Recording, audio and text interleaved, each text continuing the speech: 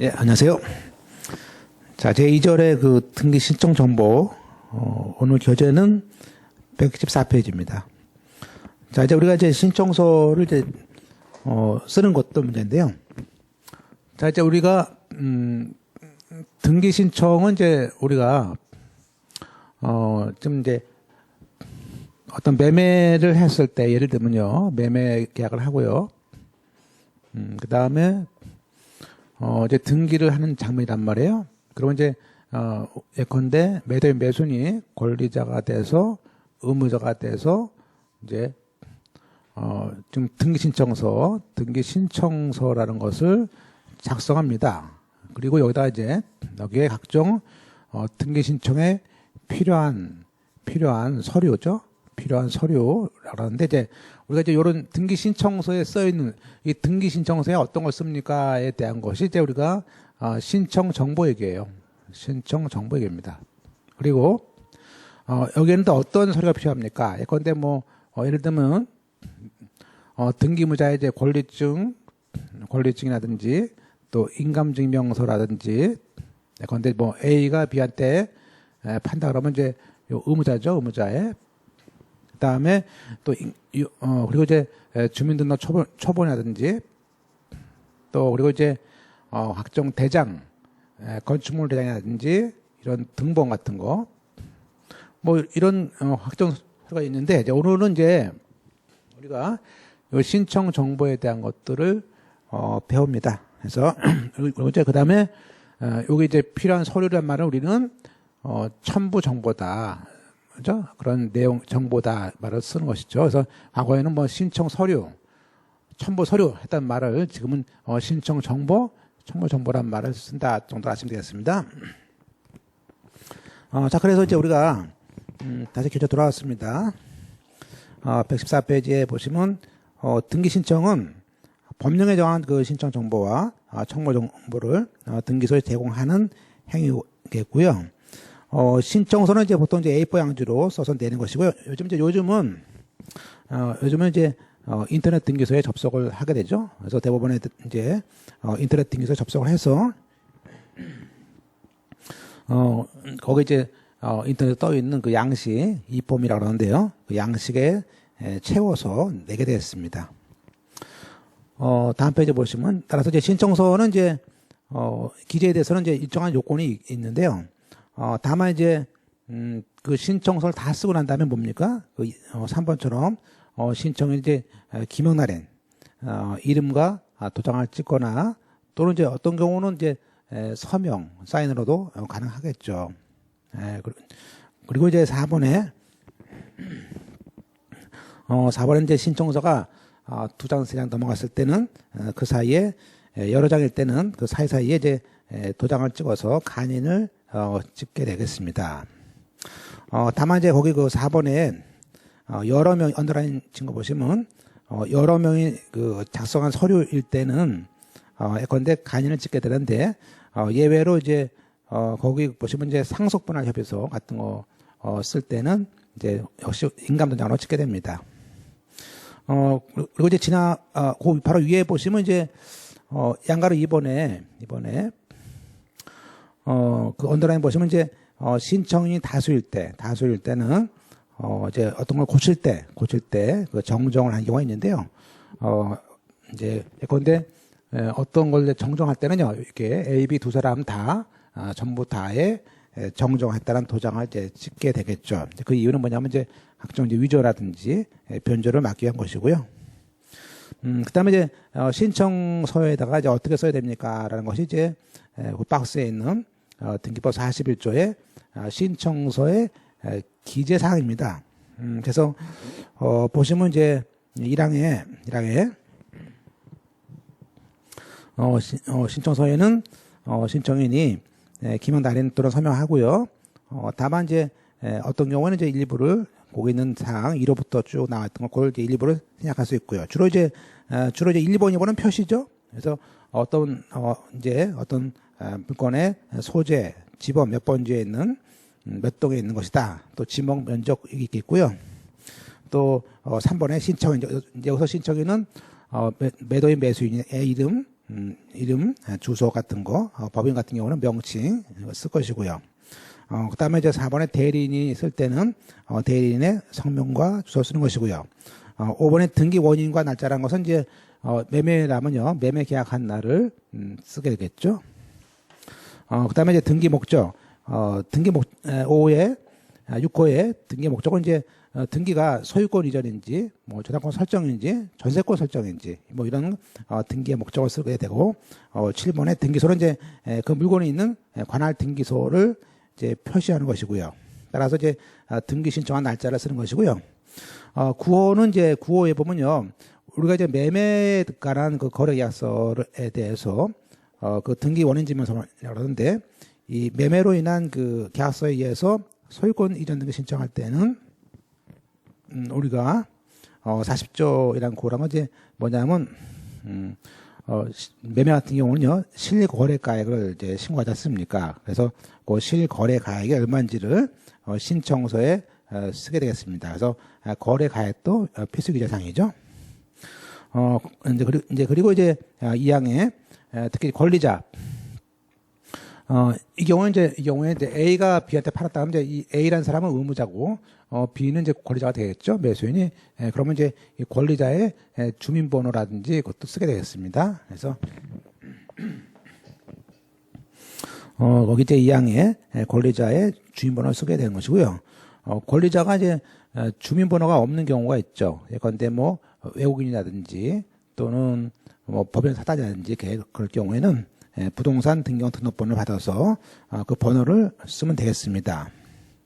3항에는요, 특히 그 법인 아닌 사단과 재단의 대표자나 관리인도 신청서에 반드시 쓰는 것이고요. 예컨대 그 사람의 뭐 종중 대표의 성명, 주소, 심지어는 주민등록번호까지 반드시 쓰게 되어 있습니다. 왜냐하면 이 대표자가 보통 일반 법인과 달리요, 일반 주식회사 같은 경우는 대표자가 등기부에 올라가지 않지만 이런 종중, 교회 이런 것들은요, 주민번호까지 그 대표자가 올라가 있기 때문에 반드시 그걸 써야 됩니다. 그다음에 이제 우리가 그런 이제 신청 정보 내용에 대해서 이제 규칙이 있는데요. 따라서 등기를 신청할 때는 다음과 같은 내용을 써서 등기소에 제공을 하다라는 것 되어 있고요. 나머지는 뭐 토지 건물 같은 건 뭐 볼 건 없습니다. 다만 이제 구분 건물 같은 경우는요, 다오의 구분 건물은 특히 이제 대지권이 있을 때는 대지권이 있다든지 뭐 그런 걸로 쓰는 것이고요. 다만 이제 단서에 거기 보시면요, 단서에 다만 일동의 건물의 구조 종류 면적은 예컨대 보통 아파트 같은 경우 뭐 30층이다 그러면 이제 1층부터 30층까지 있을 거 아닙니까? 그러면 일동 건물의 구조 종류 면적을 등기할 때마다 쓰는 것은 아니고요. 보통 이제 처음 할 때만 쓰는 것이죠. 그래서 보시면 거기에 그런 표시 안 한 등기를 할 때라든지 최초의 등기인 보존 등기할 때만 일동의 건물 전체 30층을 다 쓰는 것이지, 다른 등기할 때는요, 전체 다 안 씁니다. 그래서 일동 건물 전체를 쓰는 경우는 어떤 그 건물이 바뀌었다든지 그랬을 때 그런 표시 등기 체크하시고, 그리고 보존 등기할 때만 쓴다는 것을 알 수 있습니다. 그리고 이제 2번에 이제 신청인의 그죠, 이름, 주소, 주민번호 쓰게 되어 있고요. 물론 이제 그 주민등록 등본 초본을 내게 되면 이제 그걸 보고 쓰게 됩니다. 그리고 이제 법인이라면 가로 안에 명칭, 사무실, 등기용 등록번호가 있을 거 아닙니까? 그리고 이제 사망의 법인, 뭐 주식회사라든지 그런 법인일 때는 그 대표자의 성명과 주소 쓰는 것이고요. 나머지는 이제 쭉 봤던 것이고, 다만 이제 7호에 보통 이제 등기를 다 마치면요, 우리가 등기를 다 끝나면 권리증이라고 해가지고 이제 권리증이라고 해가지고 근데 이제 A라는 사람이 B한테 판단 말이에요. 그럼 이제 이 소유자는, 매도인의 소유자는 과거에 누구한테 등기를 이제 누구한테 샀을 거 아닙니까? 아니면 또 제가 최초라면 어떤 보존 등기 했었겠죠. 그래서 과거에 가지고 있던 소유권에 대한 등기했다라는 등기 권리증, 등기했다는 그 권리증이 있을 겁니다. 이게 소유자라면 소유권에 관한 등기 권리증이겠죠.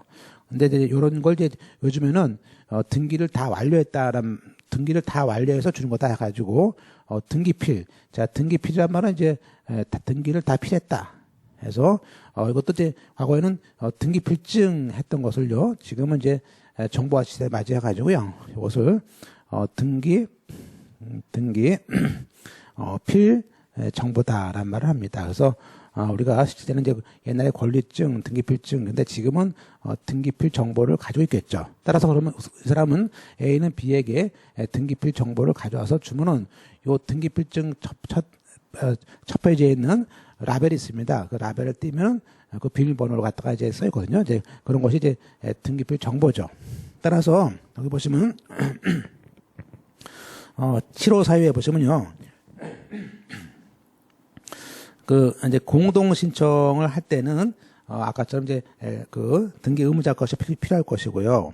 또 아니고 이제 소송, 뒤에는 이제 소송이죠. 소송 같은 경우는 승소한 등기 의무자가 할 때는 그런 등기필 정보가 필요합니다. 그 얘기는 뭐냐면 이게 이제 패소한 사람이 할 때는 필요 없는 것이고요. 그래서 우리가 알 수 있고 두 가지를 체크하시고, 그다음에 나머지들은 넘어가시고요. 다만 이제 우리가 보통 이제 우리가 등기 신청서 표시할 때 보통 이제 등기 신청서를 보면요, 양식이 이렇게 돼 있어요. 여기에다가 이게 등기 신청서인데요. 요 양식에는 여기에는 그 물건의 표시예요, 표시. 그래서 예컨대 서울특별시, 이거 약자가 안 됩니다. 무슨 특별시까지 써야 됩니다. 서울시 그러면 안 되고요. 서울특별시, 그죠? 여기 관악구, 그죠? 신림동, 1번지 이렇게 쓰겠죠. 그리고 이제, 토지라면 이게 소재고요, 소재. 그죠? 소재와 지번이죠. 그래서 무슨 동 몇 번지 하면 이게 소재와 지번이에요. 소재와 지번이고요. 그 다음에, 지목, 예컨대 대지목이죠. 대지다. 그죠? 농지다. 이렇게 전자 쓰기도 하고요. 그래서, 대지 125제곱미터 이렇게 쓰겠죠. 그러면 요것은 이제 소재 지번, 요건 뭐죠? 지목 또는 면적이 됩니다. 이렇게 해서 요거를 보면 이제 여기다 등기의 목적이죠. 등기의 목적은 소유권 이전. 물론 이제 그 전에 등기 원인이 있겠죠. 등기 원인. 등기 원인은 이제 2015년 4월 5일 날 매매 이렇게 쓰겠죠. 그래서 등기 원인과 날짜 쓰는 것이고요. 등기 목적을 쓰게 됩니다. 그리고 이제 등기는 전부죠. 이렇게 쓰겠고요. 그다음에 이제 여기 등기 신청인 란, 요 란이 이제 우리가 등기 신청인 란이거든요.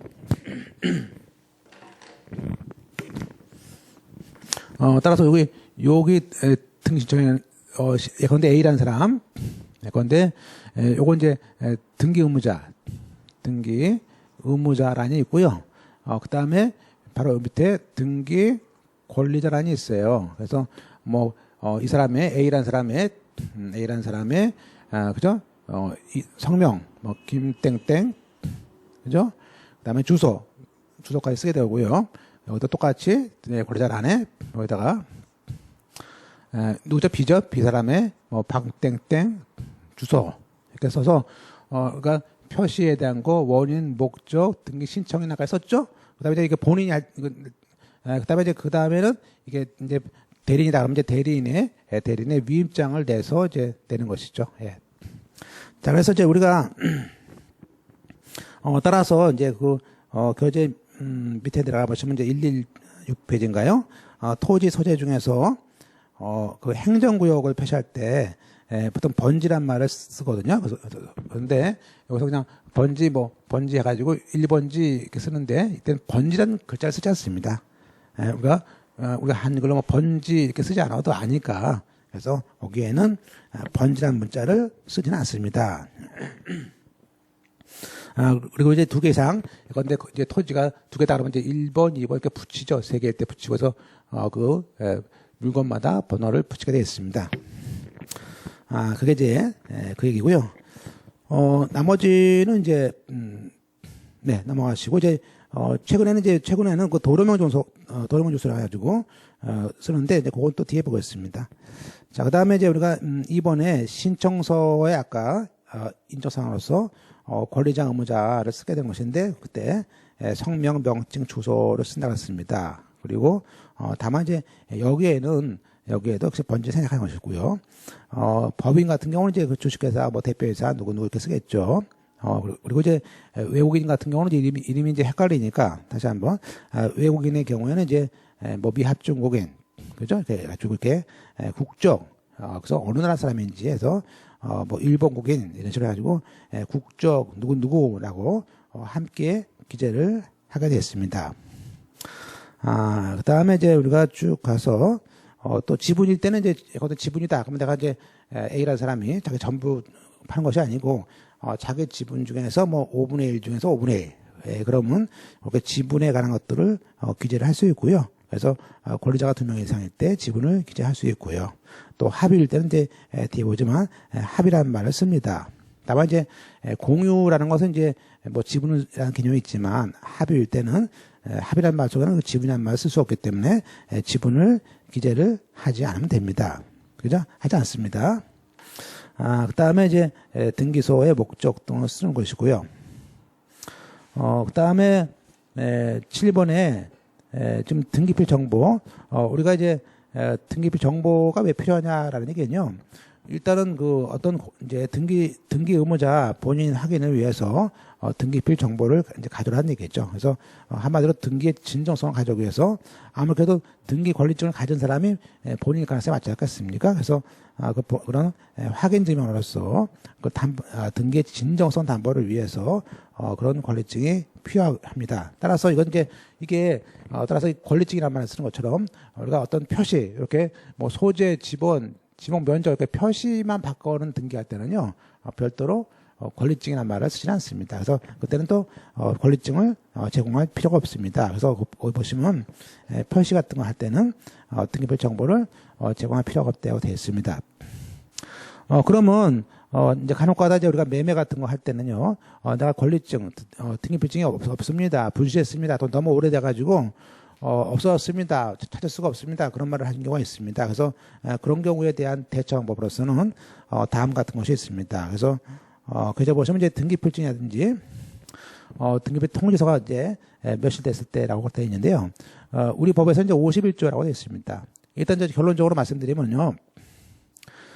등기필증은 이제 한번 만들면요 다시 교부하지 않습니다. 다시 한번 등기필증은 교부하지 않습니다. 다시는 만들 수가 없습니다. 한번 만들어주면 그럴 것입니다. 그러면 나중에 등기필증을 불지하면 어떡합니까?에 대해서는 보통 실무상은 이제 법무사가 직접 나가서 그 본인을 확인해서 그 사람의 지문을 찍습니다. 지문을 찍어서 그 확인 조서라는 것을 만들어서 등기를 하는 것을 아마 들어본 적이 있으실 겁니다. 그래서 이제 그거에 대한 얘기가 이제 여기 51조 얘기입니다. 한번 보실까요? 자, 51조는 그런 말을 해요. 지금 등기 의무자가 등기필 정보가 없을 때는 그 의무자라든지 법정 대리인 또 부모라든지 와가지고 한마디로 하면 직접 본인이 등기소에 출석하면 됩니다. 사실은. 그래서 조문은 등기소에 출석해서 등기관한테 본인을 확인을 받으면 되죠. 근데 이제 보통 이제 그런 경우는 드물고요. 다만 이제 보통 단서에 보면요. 등기 신청을 대리한 사람, 보통 이제 법무사들이 하겠죠. 하는데, 그 등기 신청을 대리할 때, 그때 어차피 나갈 거 아닙니까? 나가서 그 의무자로부터 위임받는 확인서를 보통 여기서 이제 보통 여기서 확인하면은 확인 서면이 얼마나 썼는데요. 이런 확인 서면을 2통을 받아 놓습니다. 물론 이제 그 외에도 신청서에다가도 받는 경우가 있는데, 그것은 이제 등기 의무자, 물론 이제 등기 필증은요 항상 등기 의무자 거를 받는 거예요. 그래서 거기에 등기 의무자의 그 작성 부분, 다시 말하면 이제 위임장일 텐데요. 그 등기 또는 지금 여기죠. 여기 등기 의무자 이 부분에 대해서 공증을 받습니다. 자, 그럼 다시 한번 보시면요. 지금 우리가 등기 필증이 없다. 없을 때 어떡합니까? 첫 번째는 제일 좋은 건 이제 법무사라든지 변호사라든지 이렇게 그런 사람들이 직접 가져가서 확인 서면을 받습니다. 즉 지문을 찍어서 받는데요. 그런 경우가 있고 두 번째는 이제 본인이 직접 가는 경우도 있죠. 직접 가서 출석을 해서 직접 등기소 가서 하는 경우가 있는데 이건 거의 잘 안 쓰는 방법이죠.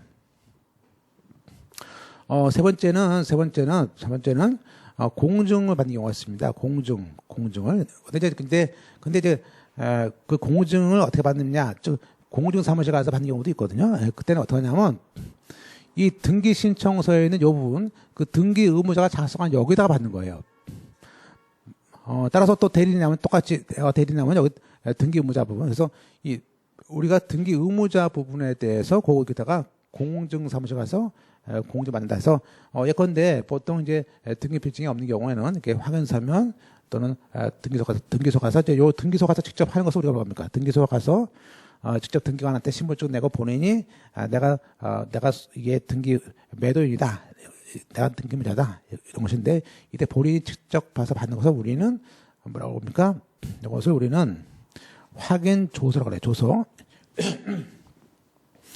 따라서 이런 확인 조서를 통해서 받습니다. 그래서 결국에는 우리가 등기 필증이 없을 때는 확인 서면, 확인 조서 공증이 있습니다.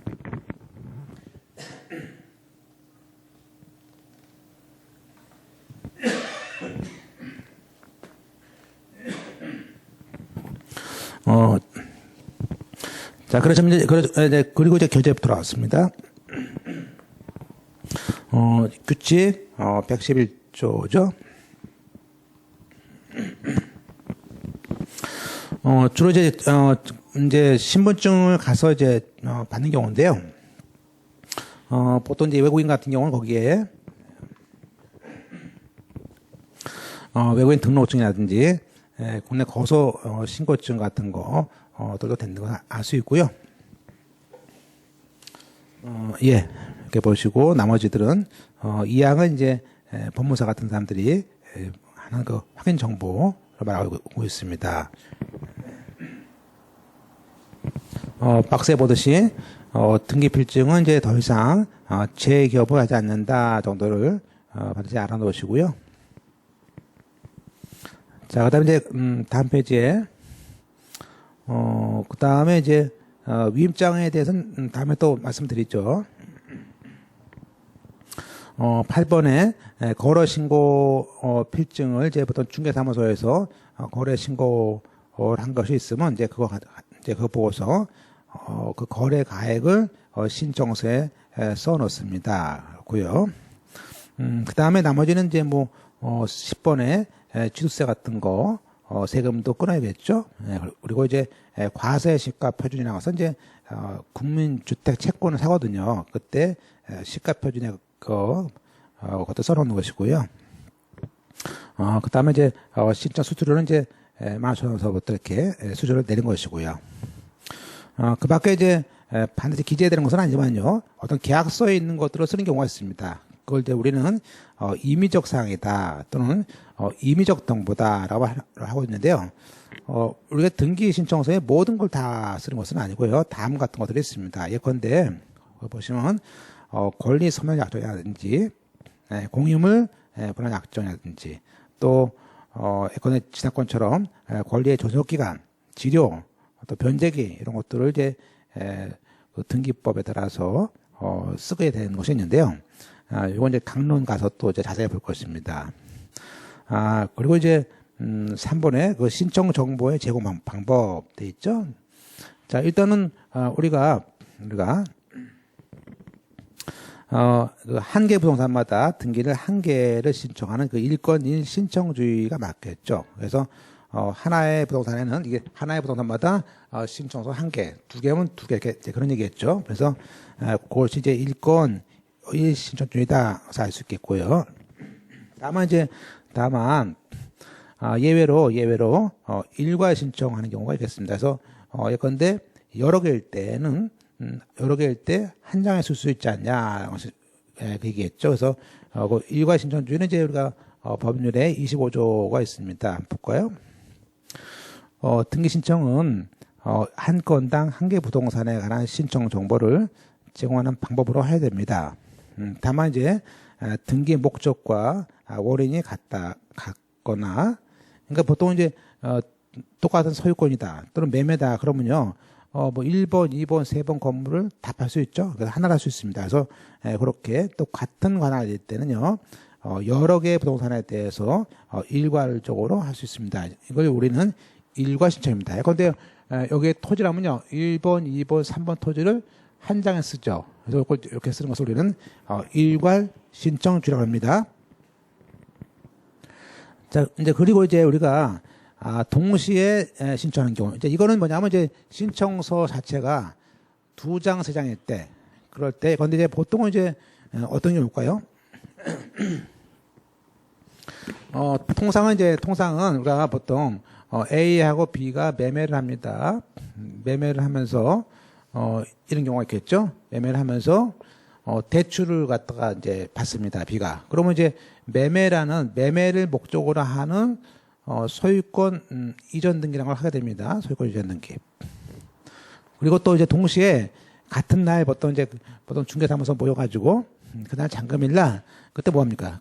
그날 근저당권 설정이라는 등기를 같이 해요. 그래서 보통 이제 어떤 경우 이제 매매하는 법무사 또 은행 법무사 같이 나와가지고 이렇게 그러면요, 매매라는 소유권 이전 등기하고 이 저당권 설정 이전 등기는 등기의 목적이 다릅니다. 그래서 이것은요, 각각 두 건이지만 이 경우에는 당연히 같이 넣어야 됩니다. 같이 안 넣으면 사고가 나니까. 그래서 이때는 두 건이지만 이때는 매매로 일하는 소유권 등기하면서 거기다가 설정 등기 같이 넣어가지고 동시 신청 이렇게 써서 내면은 동시에 같은 날 등기가 되겠죠. 그죠? 그래서 요게 이제 여러 건일 때 이제 동시 신청하는 것을 말합니다.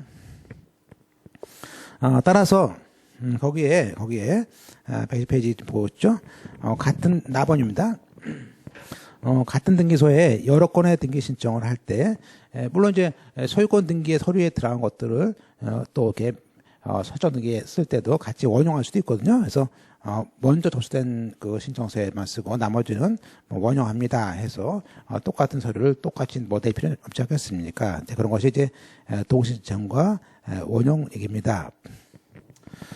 그 다음에 이제, 그러한 등기는 결국에는 이제 한 건 가지고 여러 개를 한다는 것들이 이제 일괄 신청주의와 지금 배웠던 것들이 동신청주의가 되겠죠. 그래서, 그게 이제 사실 규칙에 나와 있는데요. 볼까요? 47조의 1항은, 다음 각호의 경우에는 한 건의 신청 정보로 일괄 신청한다 해가지고, 또 일괄 신청주의도 되고요. 또 일괄 촉탁 등도 되겠죠. 예컨대, 1번에 같은 채권 담보를 해가지고, 소유자가 다른 여러 개, 그죠? 그래서 1번, 2번, 3번 땅에 대해서 저당권 등기를 동시에 할 수도 있죠, 그죠? 그래서 또 그것뿐만 아니라 이제 각종 경매 같은 거 할 때도 동시에 할 수도 있고 그렇게 할 수 있는데요. 따라서 그것이 사망의 약간 원용에 대한 조문입니다. 자, 이제 그다음에 이제 등기 원인 정보, 우리가 등기 신청서 기재는 받습니다. 그러면 이제 그 다음에 각종 이제 필요한 서류. 자, 필요한 서류 중에서 제일 중요한 게 이제, 여기 보시면, 먼저 배워야 될 게, 자, 등기 신청 썼습니다. 썼으면 이제, 그 다음에 여기다가 이제, 제일 먼저 뭐가 필요할까요? 원인 증명서면이 필요하죠. 그죠? 매매 계약서를 딱 첨부할 거 아니에요. 지금 이 얘기예요. 그죠? 어제 우리가, 뭐, 매매 계약서, 증여 계약서, 설정 계약서처럼 이렇게 그 등기 원인이 되는 증명서를 내라 이거예요. 계약서겠죠? 그래서, 이제 거기에 이제 교재에 보시면, 그 이제 등기 원인 증명서면이고요. 이제 여기 보시면요. 등기 원인을 증명하는, 정보서면인데, 이것은 이제 등기할 권리 변동, 소유권이든 저작권이든 그런 권리 변동에 대한 법률행위 또는 법률 사실을 증명한 서면이다. 그런데 그때 법령의 성립을 증명한 서면으로서 매매할 때는 매매 계약서, 또 근저하고 설정 계약서 같은 거, 또 말소 등기 같은 거 할 때는요. 우리가 저작권 대에 있는 것을 이제 돈을 갚아서 말소를 할 때는 이제 계약을 해지하거든요. 예, 그때 말소할 때 필요한 게 뭐가 있습니까? 해지 증서란 것입니다. 그래서 매매 계약서, 설정 계약서 같은 거, 또 그 외에 뭐 나중에 배우지만 토지 수용 같은 거 했을 때는 우리가 각종 재결서, 그죠? 또 판결 정본. 판결이라는 등기는요, 이 판결에 의한 등기는 판결 정본이라는 말을 쓰는 것이고요. 보시고요. 그래서 이렇게 이러한 각종 등기 원인 증명을 하기 위한 서면으로서 제출되는 것을 우리는 법률에서 등기 원인 증서다라는 표현을 쓰고 있습니다. 그죠? 그 다음에 이제 쭉 넘어가서요. 물론 이제 그러나 나오죠. 매매 계약서가 아니고요. 아직 매매하기 전에인 매매 예약서라든지 또 대물 변제 계약서라든지 이런 것들은요. 아직 그 권리가 넘어간 것이 아니기 때문에 그건 이제 가등기 할 때 원인증명서만 되지만 우리가 얘기하는 그 소유권 등기할 때는 원인증명서만 될 수 없겠죠. 뭐 그런 얘기를 할 수 있고요. 그다음에 우리가 이제 과거에는 자 등기를 이렇게 해서 등기소에 냅니다. 등기소에 내면요 등기관이 접수를 해서 이제 등기를 이제 기록을 하게 됐죠. 이 기록을 해서 이제 등기부를 이제 공시를 하게 되는데요. 이 등기를 기록했을 때를 우리는 등기를 완료했다 그럽니다. 등기가 완료했다 그런 것이죠. 그러면 이제 등기가 다 완료되면요. 등기가 완료가 되면 뭐 합니까? 완료가 되면 이제 여기 그 B한테 새로운 권리자죠. B한테 권리자에게 등기 권리증 즉 등기필 뭐죠? 정보를 이제 B가 새롭게 받는 거죠. 이제 매수인으로서. 그래서 이제 등기필 정보를 이제 받게 되는 것인데요. 따라서 이제 과거에는 이 등기필 정보를 만들 때 과거에는 이 계약서에다가 그죠? 접수번호를 찍어서 만들었는데 지금은 그렇게 하지 않습니다. 안 하고요. 별도로 등기필 정보란 걸 한 장 줘요. 그죠? 그렇기 때문에 과거에 이 계약서가 등기필 만들기 위해서 작성하는 서류가 지금은 아닙니다. 그죠? 그래서 그렇지만 이때 이걸 줄 때 나중에 이제 등기가 다 끝나면 이 계약서가 등기소에 들어갔을 거 아니에요? 이걸 나중에 등기 끝나면 이 등기필 정보에다가 붙여서 주긴 줍니다. 눌러주죠? 자, 그런데 보세요. 그 중간에 구법. 따라서 2011년 전에는 등기관이 그 등기 원인 증명서 이 계약서에다가 등기필증을 만들었습니다. 그런데 지금은 등기필 정보라는 것을 새로 만들어 주니까 이제 원인 증서를 써먹을 필요는 없는 거였어요. 그래서 지금은 이제 원인 증서가 뭐 등기필 정보용이다 그런 걸 쓸 수는 없다는 얘기죠. 따라서 이제 구법상 예전에는요. 예컨대 상속 등기 같은 거를 할 때도 우리가 이제 그 상속 등기에 대한 각종 우리가 그런 서류들에 대해서는 상속은 뭐 계약이 아니니까 그 경우는 원인 증서 없다 해가지고 뭐 신청서를 더 내라 해가지고 신청서 부분을 한 톤 더 냈었거든요. 그래서 과거에 이런 지금 얘기하는 그 가족관계증명서라든지 그런 것은 이제 원인 증명서는 보지 않았었습니다. 그런데 2011년 만드는 그 신법에서는 아까 말씀드렸듯이 이 원인 증서 가지고는 등기필증을 더 이상 만들지 않습니다. 그렇기 때문에 지금은 우리가 이런 그 상속에 대한 것들도 전부 다 원인 증명서만이다 말을 쓸 수 있다는 것을 알 수 있습니다. 자, 이제 우리가 계약을 하게 되면요. 페이지 넘어갔습니다. 어떤 경우는 우리가 계약서에다 거민을 찍는 경우가 있습니다. 주로 이제 제일 많은 게 다시 한번요. 매매 계약을 할 때는 거민을 찍는 것이 아니라 거래 신고를 하기 때문에 거민을 안 찍습니다. 그러나 매매 계약이 아닌 각종의 계약에 대해서는요. 거민을 찍습니다. 다만 이제 거민도 모든 계약이 아니고요. 소유권 이전에 관한 계약일 때만 찍습니다. 그죠? 예. 다시 한번 우리가 지금 이제 중요한 보세요. 우리가 매매 같은 거 할 때 우리가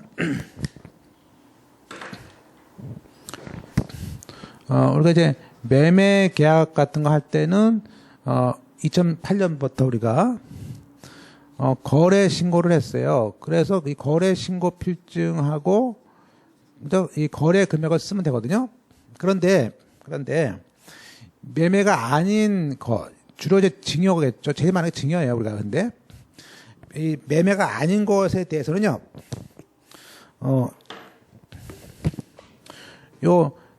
예컨대 매매가 아닌 매매 이외의 경우에 어떤 경우 소유권 이전 등기를 할 때는요. 반드시 검인을 받도록 되어 있어요. 관할구청 가서. 따라서 우리가 이제 그때 검인을 받는 것은 소유권 이전일 때, 즉 매매 계약이 아닌 경우에 대한 소유권 이전 계약 때 검인을 받습니다. 그것을 알 수 있어요. 그죠? 이제 그래서 검인지 이제 잠깐 나오고 있습니다, 시험에.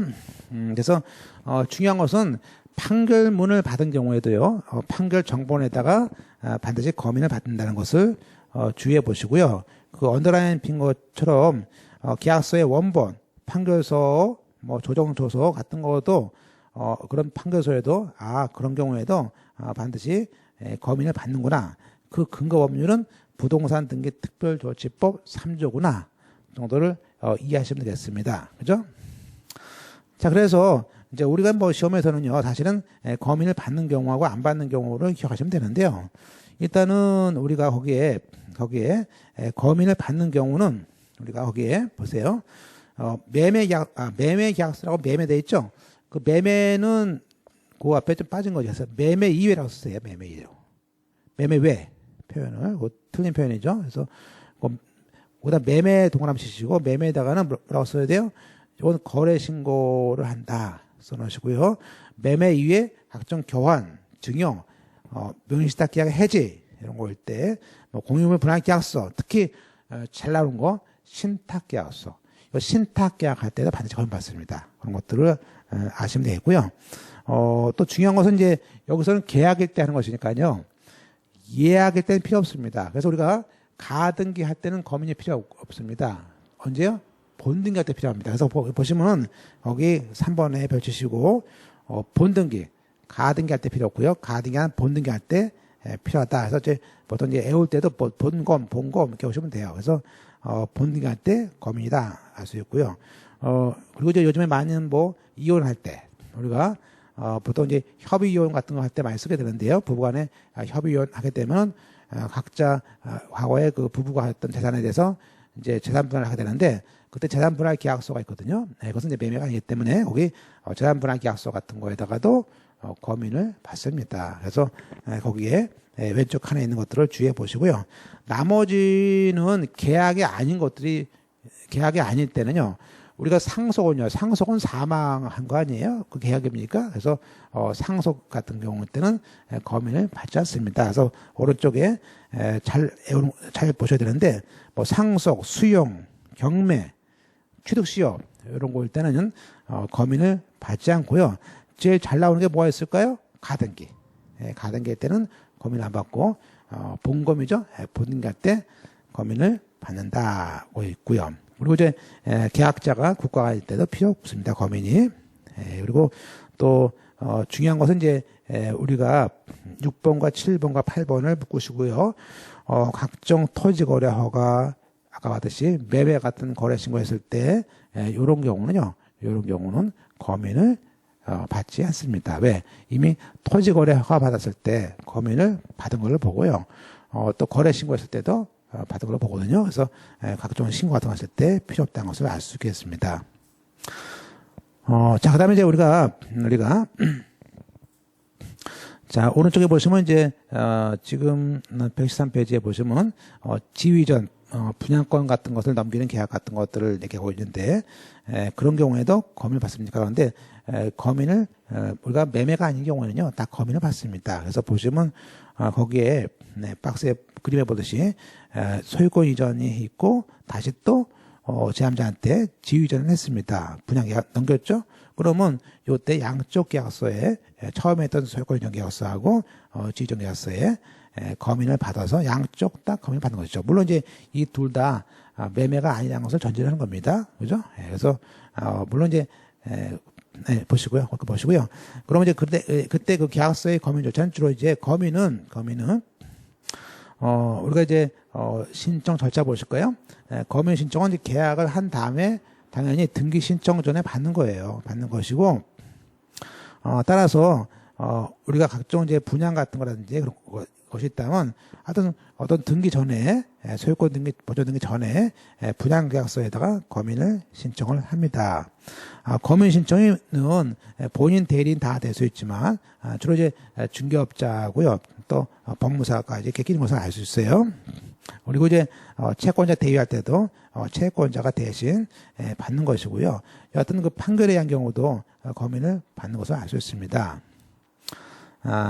그리고 이제 2항에 보시면요, 검인 신청을 할 때 뭐 도장까지는 필요 없습니다. 그래서 보통 법무사가 보통 이제 각종 증여 같은 거 계약서 할 때 검인을 쓰거든요. 그럴 때는 뭐 그냥 도장 같은 거, 거기 무슨 뭐 직인 같은 거 도장 그거 치는 것이 아닙니다. 그래서 넘어가서 보시고요.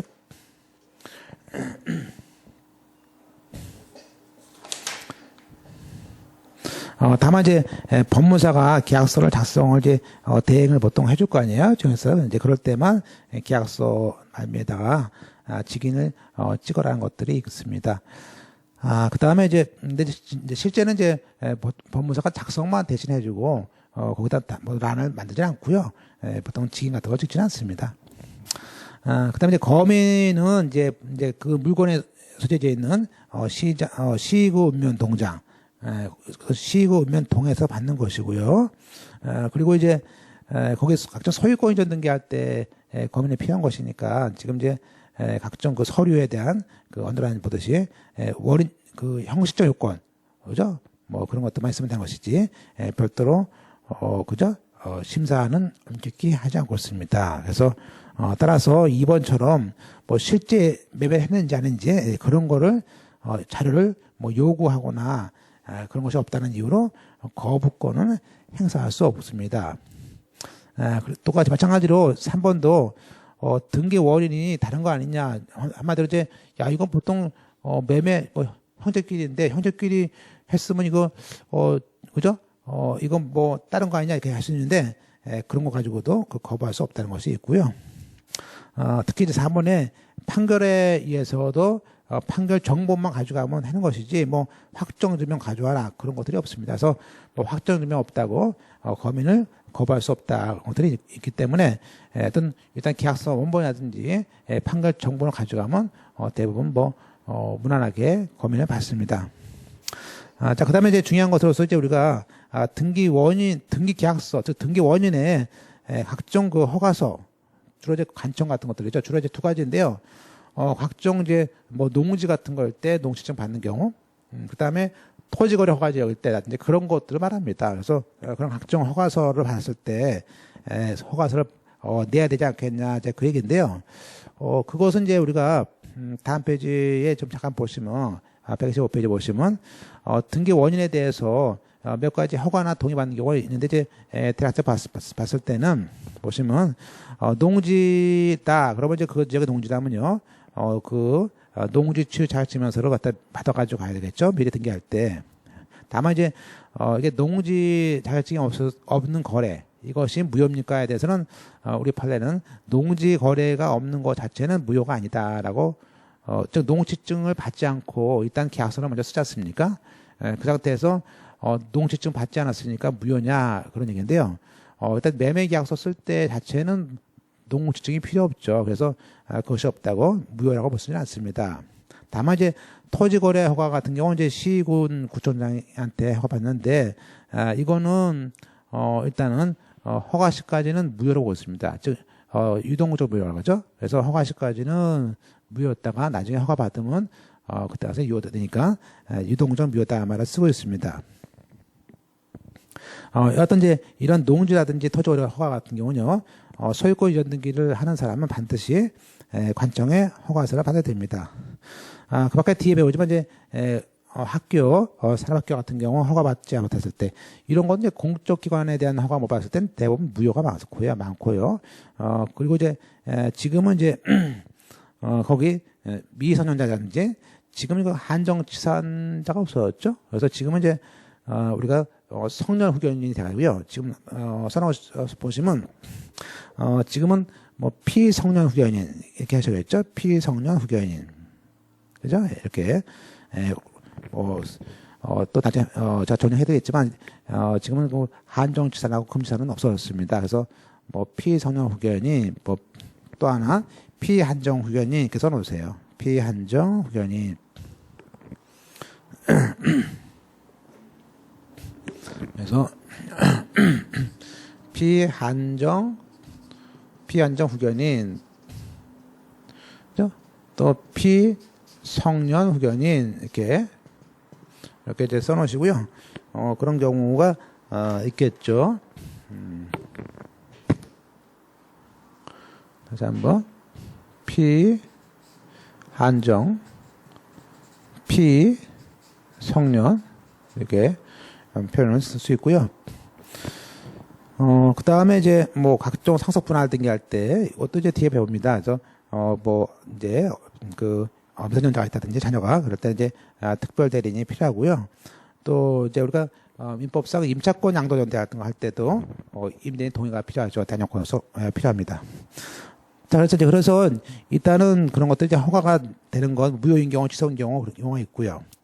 자, 그다음에 이제 4번에 보시면요, 4번에 등기 원인 증서가 집행력 있는 판결문을 가져와서 또 화해 조서라든지 그런 그 판결문이나 그런 조서를 가져와서 등기를 해달라 그런 경우가 있겠죠. 그런데 이제 그럴 때는 원래는 이제 판결을 받을 때 필요합니까? 그런 얘기인데요. 결론적으로 알아두셔야 할 것은 뭐냐면요. 그냥 우리가 공부하실 때는 그 맨 언더라인 친 것처럼 계약을 통해서 소유권 등기를 할 때는 그 허가서가 과거에 판결 받았을 때 받았더라도 또 등기할 때는 또 받아야 됩니다. 그 얘기예요. 그래서 허가 받은 사실이 있더라도 등기를 할 때는 반드시 허가서를 또 받아야 됩니다. 그죠? 그래서 판결하는 등기할 때 그것이 특정법 5조에 있는 것인데 그 정도 하시면 될 것 같고요. 그다음에 이제 농지법만 좀 보고 좀 이제 시겠는데요. 농지는요, 일단은 그러니까 매매 같은 거 하다 보면 이제 어떤 경우는 주로 이제 매매 어떤 지역에 그 농지인 경우가 있죠. 그래서 뭐 전, 답, 과 해가지고 지목에 전, 답, 과수원 그런 경우가 있겠습니다. 그래서 이때는 그 지역의 농지 소재지에 관한 시구 운면장한테 가서 농지 지역 자격증을 받아가지고 온 다음에 등기를 해야 됩니다. 그죠? 그래서 이제 그런 얘기인데요. 일단은 이번에 그럼 농지 취득 자격증명이 없이 한 등기 신청이 꽝입니까? 그렇지는 않고요. 일단은 그 우리가 농지 취득 자격증을 받느냐라는 것은요, 계약의 효력과는 관계없습니다. 따라서 거기에 계약의 효력의 요건은 아니다 해서 설사 농지 취득 없이 한 계약도 무효는 아니다라고 되어 있습니다. 다만 이번에 보듯이 농지 취득 자격증명서가 없으면요. 등기법상 이게 각하가 됩니다. 각하 받아들이지 않는 것이죠. 그래서 그런 문제가 생기는 것이죠. 그다음에 이제 그 증명서는 이제 보통 이제 법무사한테 들어오게 되면요. 그 지역에 이제 시구 운면장한테 이제 뭐 통화를 하거나 필요한 서류 같은 걸 받게 되는 것인데요. 그 농지가 있는 시구 운면장에다가 신청을 하면은 받는 것입니다. 그다음에 이제 오른쪽 이쪽은 간단히 보겠습니다. 117페이지에. 또 어떤 경우는 이제 토지거래 지역이면서 이 토지거래 지역에 농지가 있을 거 아닙니까? 그러면 우리가 그 토지거래 허가증을 받아야 되고 농지증을 받아야 되는데 두 개 다 받는 것은 주목된 것이니까 실상은 좀 더 강력한 토지거래 허가증을 받으면요, 나머지는 받을 필요 없습니다. 그 얘기예요. 그래서 보시면 이제 토지거래 계약의 허가를 받았을 때는 농지 취득 자격증명은 받은 걸로 하겠다. 그래서 뭐 중복해서 받을 필요는 없다는 것이 이제 법에 나와 있습니다. 그죠? 그 다음에 이제 또 농지증에 대해서는 이제 뭐 제일 중요한 것은 이제 필요한 경우하고 필요 없는 경우겠죠. 그래서 물론 이제 이런 농지증은 소유권 등기할 때만 필요한 것입니다. 그래서 일단은 거기 이제 그림을 보시면요, 박스 보시면은 117페이지에 이 농지 취득 자격증명서가 이제 필요한 경우를 이제 우선 기억하셔야겠죠. 그래서 일단은 개인이든지 법인이 이제 개인 같은 경우 주로 자연이겠죠. 그래서 농사를 짓는 사람이냐 이제 그런 걸 심사하게 되는 것인데요. 일단 자연인 또 일반 회사 같은 경우는 이제 농지가 취득할 수 없겠고요, 당연히. 그리고 이제 농업회사 법인 같은 거라든지 이제 그런 것들 때 필요하고요. 또 이것은요, 매매를 했던, 뭐, 증여를 했던 필요합니다. 그래서, 그 나오죠? 그 매매, 증여, 교환, 담보, 뭐, 신탁. 특히 신탁 잘 보세요. 펼치시고. 뭐, 신탁일 때라든지, 또 사인 증여, 뭐, 심지어, 거기, 상속, 공매도 그렇고요. 또 상속인 이외의 자에 대해서 유증. 그러니까 이제 우리가 중요한 것은요, 이제 우리가 상속 같은 거를 줄 때는 그 농지증은 필요 없습니다. 어차피 부모가 농지를 줬다 돌아가시면서 그러면 상속과 유언증여 같은 거 할 때는요. 그때는 상속인들이 농지 취득자증명이 필요 없어요. 등기할 때. 그러니까 상속이 아닌 경우에 대한 그 유증 같은 경우는 필요할 것이고요.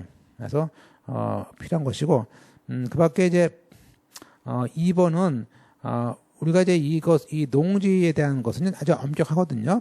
따라서 거기에 학교라도 우리가 어떤 농지 살 때는 다 필요하다는 것을 아셨습니다.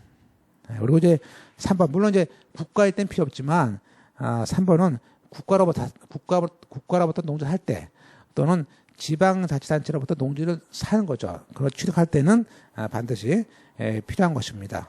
그리고 중요한 것은 이제 전시고, 농지 전용 허가 또는 농지 전용 신고, 이 전이란 말 들어가면요. 농지 전용 허가 하면, 전이 들어가면 반드시, 전용, 그러면, 우리가, 농지가 필요하다 기억하시면 될 것 같습니다. 그리고 이제 끝으로, 이제 5번에, 이게 이제, 같은 가족끼리, 친족 간의 거래도 많은데, 그런 경우도 예외 없이, 농지증은 필요합니다. 그 다음에 이제, 그래서 이제 그럼 필요 없는 경우 한번 볼까요? 여기 보시면 이제, 필요 없는 경우를 나중에 정리해서 좀 외우셔야 되는데, 국가가 취득할 때라든지, 지단체는 당연히 필요 없을 것 같고요. 그 다음에 2번을 펼치셔야겠죠? 사망을 해서 받는 경우, 즉, 상속, 포괄유증, 상속인한테 주는 거, 이런 것들은 다 필요 없습니다. 뭐, 제일 잘 나오는 게 이제, 3번인데, 토지 수용. 일단 필요 없을 것 같고요. 취득시효, 공유물 분할. 다시 한번, 취득시효, 공유물 분할, 경매, 매각. 그때 매각은 그 매각이란 말은 경매입니다. 뭐 진정명의 회복. 3번이 뭐 너무 A 플러스급이죠. 그죠? 그래서, 저는 옛날에 올 때 이 앞자 따가지고 수시, 분할, 매각. 이렇게. 진정, 여기까지. 수시, 수용, 시효취득, 분할, 매각, 진정, 이렇게, 수시, 분매, 뭐, 진정, 이렇게 5가지 정도를 외워놓으시면, 그래서 시험 볼 때는 뭐, 이렇게 많이 맞출 수 있습니다. 됐죠? 네. 그리고 이제 그 다음에 이제 5번을 또 펼치시고, 우리가 이제 지역의 보통 이제 용도에 따라서 뭐 도시적이냐, 그죠? 그죠? 네, 공업적이냐, 이렇게 그죠? 나오는데, 이 도시지역 안에 있는 농지에 대해서는요, 원래 필요 없습니다. 그렇겠죠? 그런데 예외로, 단서에, 다만 그 도시지역 안에 그린벨트 같은 녹지지역이 있습니다. 그래서 이게 시험에서 도시지역, 그럼 필요 없지만, 도시지역 중에서 녹지지역일 때, 그때는 주의해 보셔야 돼요.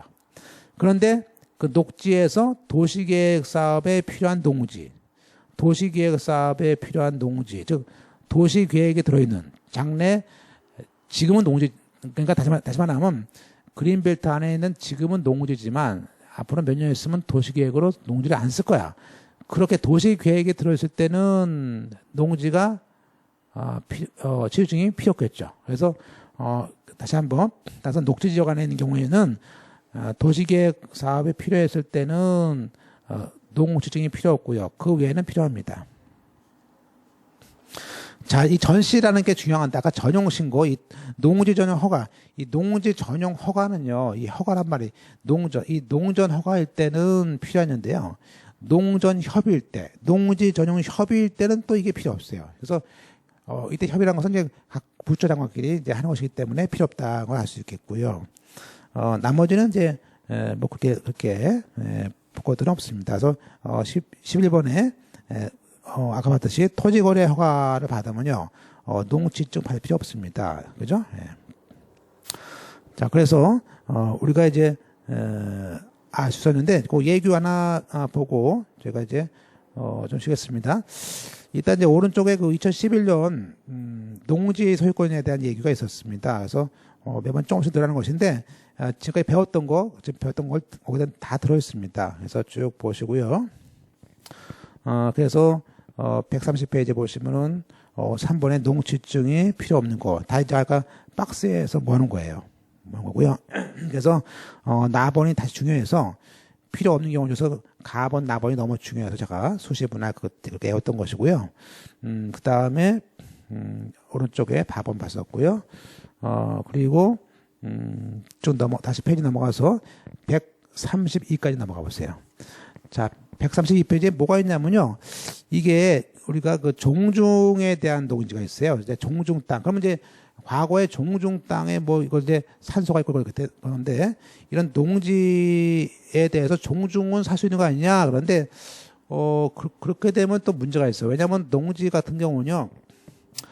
국토가 유한한 것인데 이제 우리가 농지도 그나마 또 유한한 것인데 뭐 우리가 자꾸 예를 늘리면 안 되지 않겠습니까? 그래서 종중이라도 과거의 위토라고 해가지고 과거에 그 제사 지낼 목적으로 우리가 썼던 것을 과거에 인정했던 거는 그냥 기득권상 인정하는데 그 다음부터는 종중도 농지는 살 수 없다 그 얘기예요. 그래서 보시면 거기에 박스에 종중이 원칙적으로 농지를 취득할 수는 없어요. 없는데 위토라고 해가지고 제사를 목적으로 하는 그 농지에 대해서도 안 돼요. 안 되는데 문제는 뭐냐면 농지 개혁, 즉 옛날에 이승만 정부 때죠. 이공화국 때. 그 당시 농지 개혁 당시에 그 당시 위토라면 그때는 그것이 확인된다면 그런 발급증명서를 가져와서 즉 위토 대장 소관청 발급증명서를 가져온다면 예외로 해주겠다 해서 거의 뭐 예외적인 것이 아주 극한적입니다. 네, 이제 그리고 이제 중요한 것은 밑에 박스 밑에 우리가 보통 이제 종중이라든 농지에 대해서는 그 등기할 수 없는데 문제는 뭐냐면 소유권 등기할 수 없지만요. 거기에 보시면 가등기 신청까지는 허용하고 있습니다. 그래서 거기에 이게 가등기까지는 되는구나. 그래서 우리가 소유권 등기를 금지한 것이지 가등기는 아직 소유권 등기가 아니기 때문에 가등기는 허용한다 것을 알 수 있고요. 그것에 대한 선례가 밑에 2007년도 것도 있죠. 그래서 법인 아닌 사단에 대해서 농지를 자기 명의로 가등기를 할 수 있습니까? 해서 적극 예스다 그런 얘기가 되었습니다. 그 다음에 이제 결론적으로 오른쪽에 기출 문제를 본 것들 해서 실제 시험장에서는 여기 있는 정도만 보고 가시면 될 것 같아요. 그래서 농지증 필요한 경우 없는 경우 이렇게 정리를 해놨습니다. 그래서 보시고 그다음에 넘어가서 지금 134페이지에 보시면 이제 다만 이제 그것도 선례가 있는데 이건 뭐냐면 이제 농지증은 보통 한 3개월 정도 전에 받아야 된다. 근데 이제 보통은 이제 그렇게 안 받죠. 그래서 보통 등기하게 보통 일주일 안에 받게 되는데 보통 따로 그 농지증 받는 기간은 없습니다. 보시고요. 좀 쉬었다가 토지거래 가서